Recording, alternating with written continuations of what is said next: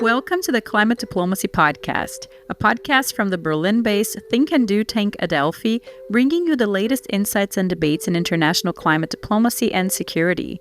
We are your hosts, Raquel Monayed. And I'm Alexandra Steinkraus. In this series, you will hear from experts and practitioners offering their take on climate foreign policy, climate-related impacts to security, and promoting peace and resilience in a changing climate. For more information, please visit climate-diplomacy.org or follow @ClimateDiplo on Twitter.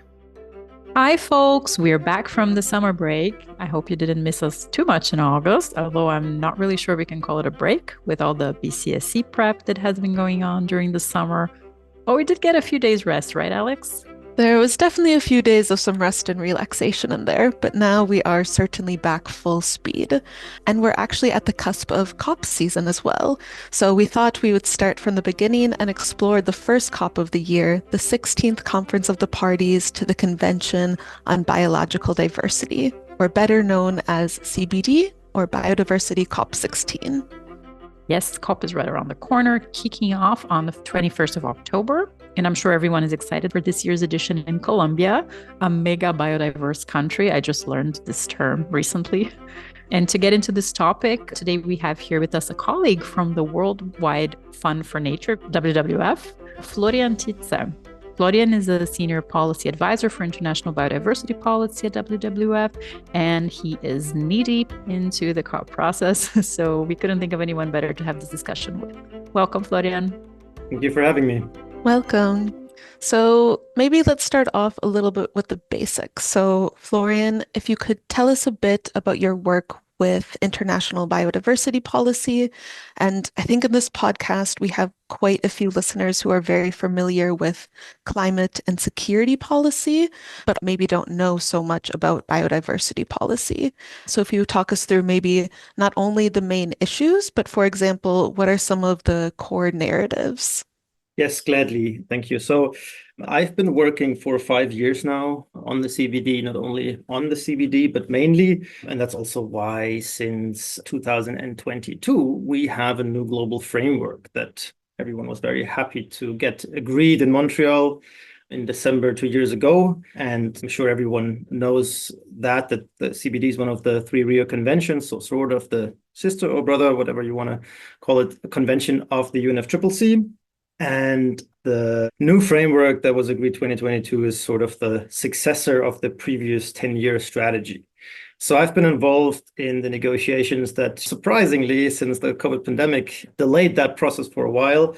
It took us much longer than anticipated. So I was working on the negotiations there, mainly with a focus on biodiversity finance, which I know in the climate space is also a very political and important topic. And since then, now we're moving really to the implementation. This COP this year is going to be an implementation COP with the national plans and strategies and all the remaining decisions to be taken.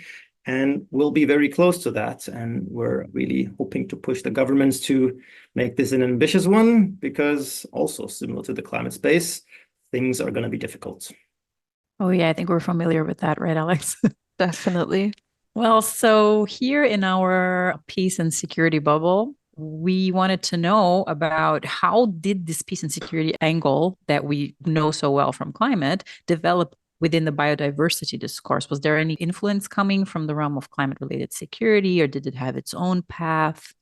I mean, we do know that the risks are different, but how did it come to be in the COP agenda this year? That's a very good question. And I think it's useful to provide some context, because I would say we're definitely not where we are with nature and security is where we are with climate and security. The motto of the COP this year by the Colombian presidency is peace with nature, but there is no COP agenda item or any specific concrete political agenda I would associate with nature and security. It's a very wide concept, and I think we can talk about that a little later here. So maybe going back, interestingly, to, I think, 2014, where the UN Security Council decided to have sanctions on illegal wildlife trade and timber in the DRC and the Central African Republic, resolutions 2136 and 2134, which I'm saying all that because unlike with climate insecurity, very early on, I think, there was the highest security body of the UN decided that nature-related issues are a peace and security issue in these countries. It's related to illegal wildlife trade, it's related to illegal timber exploitation and trade, because the armed groups in those countries finance their operations and their procurement with the money they got from that. So it's not new. But what hasn't happened since, and I think still hasn't happened, is a more overarching systemic understanding and political acknowledgement that there is a nexus, a general nexus, that generally the degradation of ecosystems and destruction of nature has pathways, connections with peace and security in many different ways, and is interacting as a threat multiplier, like all these conversations we're already having in the climate and security space. And that you can see, for example, I know the Berlin Climate Security Conference is something that you're very involved in. When going there and talking about nature, people still really don't know how to react, and sort of it's not yet in people's minds as much. And that's why COP16 is a very interesting situation now, because we do have, for example, the civil society and scientists coming along on this topic. There is a movement at the UNEA, the United Nations Environment Assembly, where resolutions were pushed for and discussed in both directions, right? The effects of conflict on nature and the other way around. So nature destruction relating to peace and security in a negative way. But I think now is really a point where we hopefully can scale up this narrative and also define it, right? What are actually the key questions? I'm looking forward for maybe the COP not discussing the details, but rather having this overarching political acknowledgement that there is this connection. Oh, okay, that's interesting. It's quite the opposite of what we're trying to do in the climate realm, where we're trying to go into the details a little bit more. Although for some countries or for some contexts or sectors, it's still the case of making the overarching point, but more at the detail level. Interesting what you were mentioning about looking at nature and environment kind of separately from climate, because they are separate and entry points are also separate, because it rings a bell of what we've done together in 2022, right? When WWF and Adelphi worked together on this flagship report, The Nature of Conflict and Peace. Believe me, I don't know if you listen to the podcast, but it comes up all the time in the podcast, because what made it so special at the time, but I guess it still makes it special until today, it's that it was a rare attempt to look at how nature interacts with security on itself. So trying to not mash environment and climate together and look at the filter, how the environment directly is connected to security, even when you take climate out of the picture. I mean, I know we can't do it completely because they're intertwined, but the direct ones between the direct risks, right?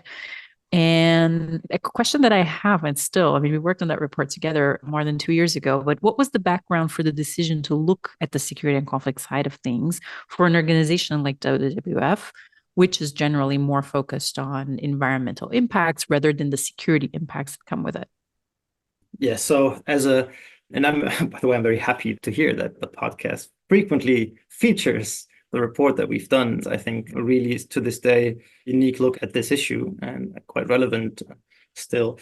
So WWF is at the core a nature conservation organization. Of course, we have a lot of projects. We're an implementing agency of nature conservation in many different ways, but as a global organization with a global network, and I think that's true for most of those organizations, we've realized there's more issues than just protecting space, protecting forests, protecting ecosystems. And the issue with biodiversity and biodiversity loss is that we have so many drivers, like economic drivers, sectoral drivers, land use, natural resource exploitation. And even there, the political discussion doesn't really, we're having trouble really getting into the importance, for example, where climate is. And even there, it's still very difficult.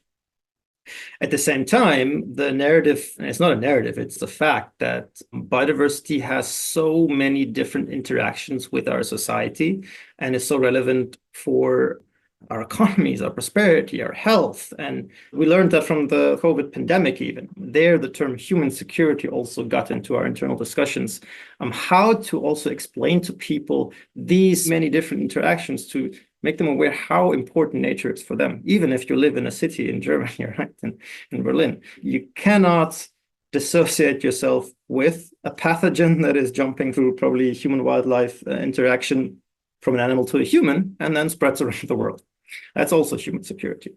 And then we had an interesting situation, I think in 2020 2020 when there was an interesting window of opportunity in the UN Security Council, where there were a lot of countries in the council in that 1 to 2 year terms, where we saw an openness to that subject. We had Ibrahim Thaw of the executive secretary of the UNCCD, the Third Rio Convention. I saw a briefing there where he talked about this subject, and suddenly there was a bit of a momentum. And that was the same time when there was another attempt to get the climate security resolution to the UN Security Council, which ultimately failed, unfortunately. But that was an attempt or a realization for us. This is something where nature has to play a role, and it completely doesn't. It completely doesn't. And I myself have a background in peace and security, so I come a bit from that area. So that motivated me as well. And then by building the case, as we are also a science-based organization, we don't just call for things or ask for things. We want to do our homework. So that's when the idea of the report came to mind. We need to actually look into this ourselves, because also there hasn't been such a report. To today, there isn't, I think, another one. And that's how we decided we need to do the work there, and eventually did it. The UN Security Council thing then kind of died for various reasons, not only because the UN Security Council has other problems at the moment, and that window closed very rapidly with the Russian invasion in Ukraine and other things, but that's kind of the background story. Nice. So then I guess we've been talking about the UNSC a little bit, but keeping on the note of looking at the international stage, looking ahead at the upcoming CBD COP. Now, the Colombian government is really taking advantage of its position as the host of the CBD COP in October and is pushing this peace angle quite a bit. And of course, as mentioned, the conference's slogan is making peace with nature, and also taking place in a country where the Minister of Foreign Affairs has even started an initiative called the Global Coalition on Peace with Nature. So can you walk us through a little bit about what is the Colombian government's approach, and what should especially maybe climate, peace, and security folk be looking at the CBD COP this year, and what kind of outcomes or even just approaches to the topic? Yes, so first of all, I think I just need to say that I'm not speaking for the Colombian government here. So these are also my assumptions and from what I've seen and read and the interactions with the government and other governments in preparation for the COP. But of course, yeah, it's very, very interesting. And what country would fit this topic better than Colombia, with the peace process ongoing, with the very unique sort of political circumstance that Colombia has been for a while. It's a mega diverse country. It has parts of the Amazon rainforest within its territory, and these things are interacting without going into that more deeply. But it's quite fitting, I think, and it's very, very new to the CBD. There hasn't been much of this in the CBD before, especially on this level, where I think this opens up potentially ministers making statements on it. Maybe there's a declaration, right? Because as I said before, the actual negotiation agenda, the actual agenda items that will focus on the implementation of the GBF, the Global Biodiversity Framework agreed 2 years ago, will not include that much, at least in my expectation. And it maybe even shouldn't, because there's a lot of problems there or challenges to address. But it opens up this narrative, and it really challenges also to have these discussions. The concept, and you mentioned the Global Coalition. So the Global Coalition for Peace with Nature is, I think, intentionally very wide. And I think they want to open up this space for having these discussions. There is a draft concept that currently, I think, is sort of communicated with other governments because they want to launch this coalition at the COP. It has 3 main pillars, I would say. And the first one is armed conflict and the impact it has on the environment and humans and human lives, and sort of that interaction. I think from what I'm reading, it focuses more on that side, for example, and that's the 4th pathway in our report, the negative impact and even the use of nature and degrading nature in wars and conflicts, and this devastating impacts on nature, which we see all over the world. Of course, it's quite self-explanatory that destructive wars are also destructive for the environment. And they also talk about the legal entity that nature could be, and this is being explored, and the ICRC and other institutions, sort of how to move that forward. The second one, and that is very broad, is the unsustainable extractivists economic models that our society employs. So the relationship with nature, right? We mostly exploit it, and that's where we get our economic prosperity, if you will. Whoever wants to dive deeper into that and why that is flawed, I can recommend Pata Dasgupta's report on the economy on biodiversity. It's very long, but very, very good report. But basically addressing how we see nature, and we basically shouldn't see it as a resource, but something that we need to interact and coexist with. Well, we'll add a link to the report on the description of the podcast for our listeners. Great. Yeah. And the third one, and that is, I think, also very fitting into this agenda, is the challenge, and fitting with Colombia, I should say as well, in the Amazon region, but not only. They phrase it in their concept, the indivisibilizing or despising socio-environmental relationships from other cosmologies, meaning indigenous peoples, Afro-descendants, peasants, and other local communities. That's the quote from that concept. So basically also, I think those groups that had a more traditional and a sustainable relationship with nature. But that is very broad and diverse as well. But basically including that into the ways we interact with nature in the future. And you see it's very broad, but it's a lot that's focused also on learning and changing our relationship with nature. And peace and security has its part in there, but it's much broader. And it's, I think, up to us how to define that in the discussions. I expect there to be many side events, and for the first time at COP on this topic. So I'm looking forward to that. We're all looking forward to seeing what will come out of this. Also, just to mention on your last point, we had a guest in March here in the podcast that talked about transitional justice and cosmovision in Colombia. So that's super fitting. And it looked a lot into how populations are affected, but also essential for the solution side of things. I also heard the Colombian environment minister talking about this being the People's COP and how much people will be at the center of the stage. So very much looking forward to that. Maybe we can do a follow-up episode later to look into what went on in this first peace and security. That's not the only topic, of course, of the Biodiversity COP, but for us, it's a super, super important angle. And it's also a way to connect the sister conventions, right? Because they have to be aligned. And another question I wanted to ask you, besides COP, I mean, we know that this is coming up for the first time and it's quite unique in some way, but are there other contexts besides this main Global Diversity Forum, which are also looking at this intersection of biodiversity, environment, nature with peace and security? Yes, increasingly. I mentioned UNEA before. I think it's a rising topic there, and we see actually a lot of folks, not only from the human rights field, but also from the climate security fields moving over. There's a civil society group called Peace at CBD that is coordinating for the first time on this topic at the CBD COP. I'm also sometimes the forgotten child of the Rio Conventions, the UNCCD, having also its 16th COP in December in Saudi Arabia.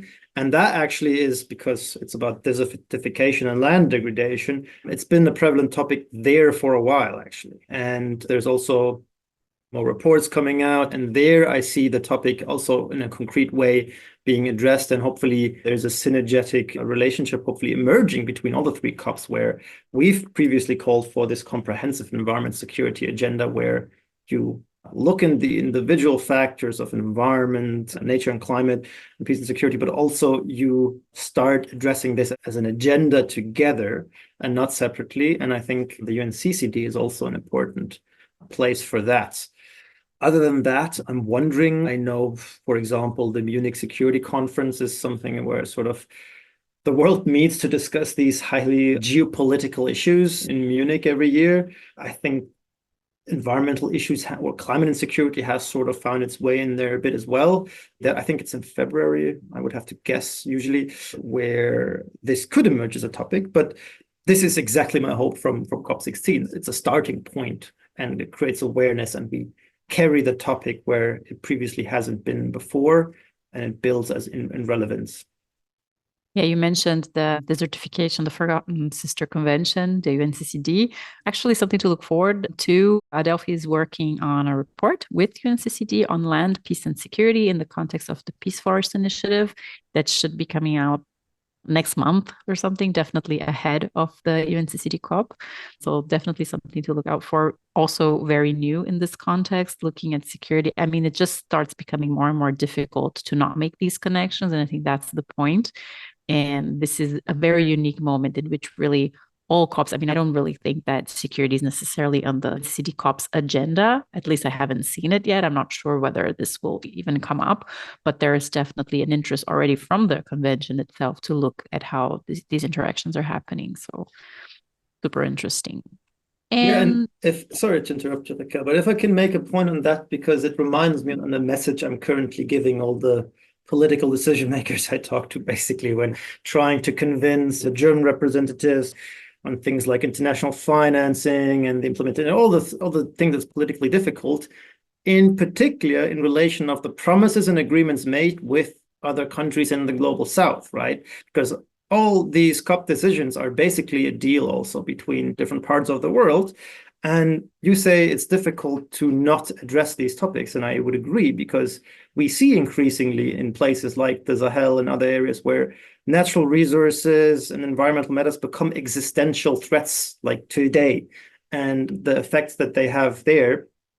And when then the environmental multilateral places become places where promises aren't being fulfilled, that is not an environmental political bubble where these things have repercussions. I'm telling colleagues from the German government, well, don't be surprised if this is falling on your feet in the UN Security Council, because countries who struggle with these things, they may look elsewhere.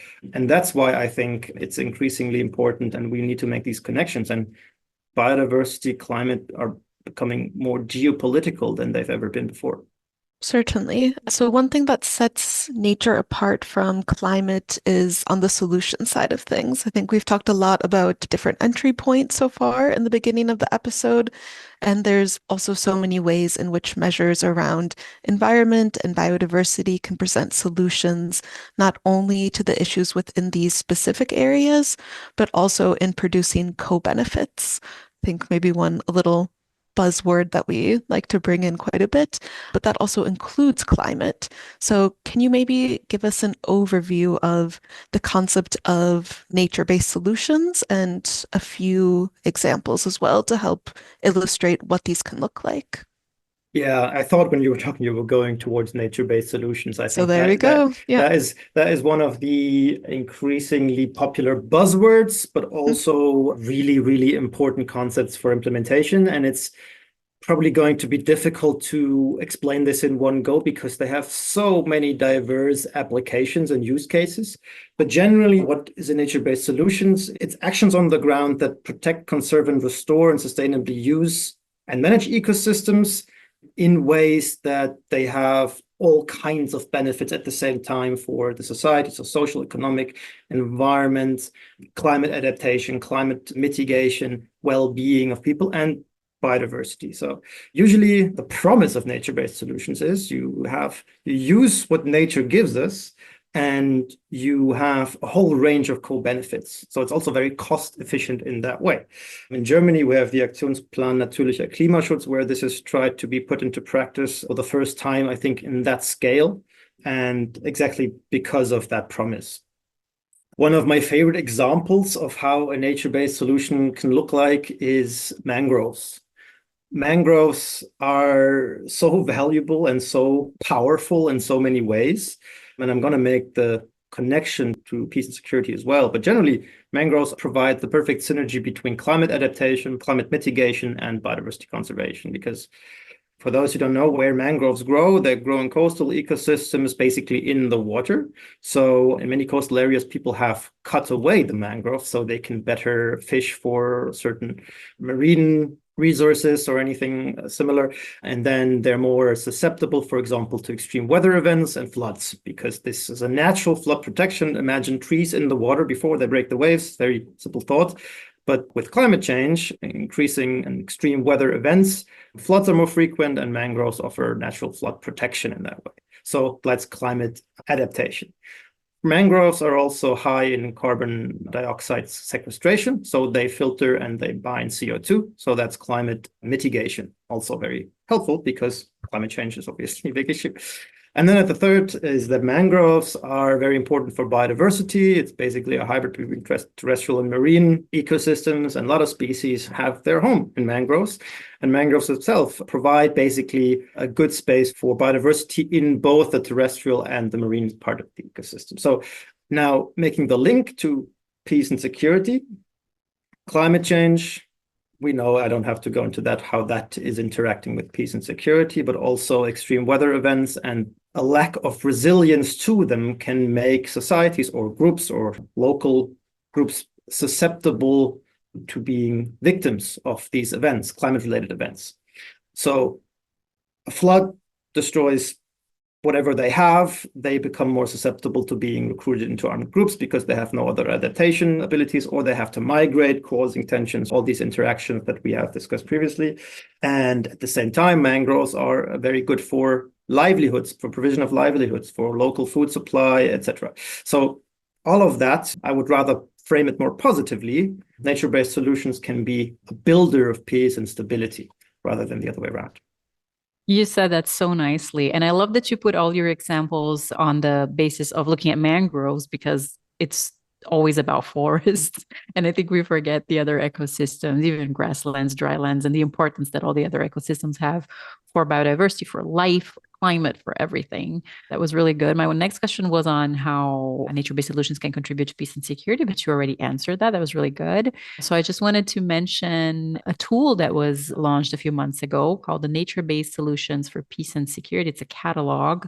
I will link it in the description of the episode for our listeners, which is directed towards decision makers and program managers when they're designing climate and environment security interventions, how to use nature-based solutions for that. It's a really cool tool. It wasn't done by us, by Adelphi. It was a community of experts, but I was lucky to be part of the review committee, and I could see that it was a very detailed process, very well-informed process, and a great tool with a map, and you have a bunch of case studies that you can draw for inspiration. So it's a really cool one.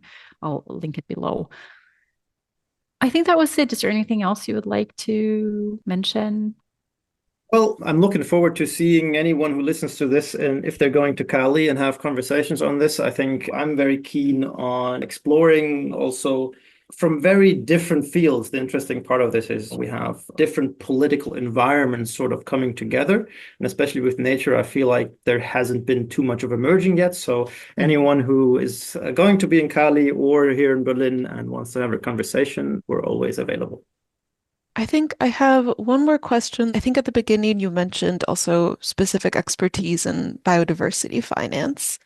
And coming, I think, from the climate perspective, I think in the last year, the last 2 years, a little bit more, there's been such an increase in literature on climate finance for peace. We've had the Climate Relief Recovery Declaration at the last COP, and that conversation seems to have really built. And I've seen in some spaces, like for the Climate for Peace initiative, there is one of the agenda for action points is about mobilizing climate / biodiversity finance for peace. But I haven't seen the biodiversity piece so much in other pieces of literature. So I would be interested to hear from you, especially since so much of our audience is probably familiar with all of these efforts on climate finance for peace. Where is there a conversation around biodiversity finance for peace? Is it part of the same conversation and we just need to add an extra word into our sentence when we talk about it? Or if you have any specific insights on that topic? I would be hesitant to say that we just need another word be put in there because I think it's easy. We have a huge budgetary pressure, and I think in all the traditional donor governments when it comes to the grant-based ODA finance, where the moves are more towards mainstreaming, including in the German development cooperation. I hope this is not where we're going, but the classical checking the boxes is a risk. I think when we're talking about biodiversity, we really need to be looking at also the impact driven and the solution oriented. And there is clear synergies with climate, but I think we need to be clean in the way we approach this. I haven't seen this as sort of an emerging agenda, and especially data, to my knowledge, is not really there on making that link. Also because the traditional biodiversity conservation, big nature protected areas. When you look, for example, in some of the big African countries in the Congo Basin, it's with challenges to the stability there, managing protected areas is also challenging. So that has an impact in sort of the financing availability and the stability of the flows. But I would imagine that there is tremendous potential, but I think the political conversation also needs to happen, that this connection really is there and important. Because, yeah, as I said at the start, it's more difficult than just saying, now we're also financing biodiversity with our Climate for Peace project. It also needs to really address the drivers of biodiversity loss. So whether it's conserving space and doing that with the inclusion of the indigenous people in local communities, and at the same time making sure it's high integrity ecosystems and transboundary ecosystems. There's so much to look for in biodiversity conservation. So challenging conversation, and I think some way ahead for us to get us where the climate space is already in that discussion. Thanks so much. Today, we spoke with Florian Titze, Senior Policy Advisor for International Biodiversity Policy at WWF, about the upcoming Biodiversity COP16. We looked into some key points on the COP process up until this point, how peace and security made it to the agenda, further important points such as the decision of the Colombian government to make this a People's COP. We also spoke a bit about financing in the context of biodiversity, what are nature-based solutions, and how they contribute to peace. Thank you so much, Florian, for joining us and enlightening us with this topic. I think we're more prepared now to follow this COP. Thank you so much for having me. It's been a pleasure. And I do have one more thing before we sign off for this episodes for the month. Since we've been discussing CBD COP16, the Colombian government's approach, and how biodiversity fits in with climate policy, at the end of this month, Adelphi, along with the German Federal Foreign Office in the margins of the upcoming CBD COP16, will host another regional edition of BCSC, this time in Cali. And the event will bring together experts to discuss how regional climate risk can be tackled through a peace-building approach that also aligns with biodiversity and climate goals. The event will also address issues like disaster reduction, nature-based urban security, water management, food security, and environmental crime protection. The event will offer space for linking these efforts to broader regional and global climate and peace agendas and build on synergies on the path to COP30 in Brazil. So if you're interested, we will also link this in the bio of the episode, the description. This was the Climate Diplomacy Podcast. We will be back with another episode in a few weeks. Thank you for tuning in, and until next time, goodbye.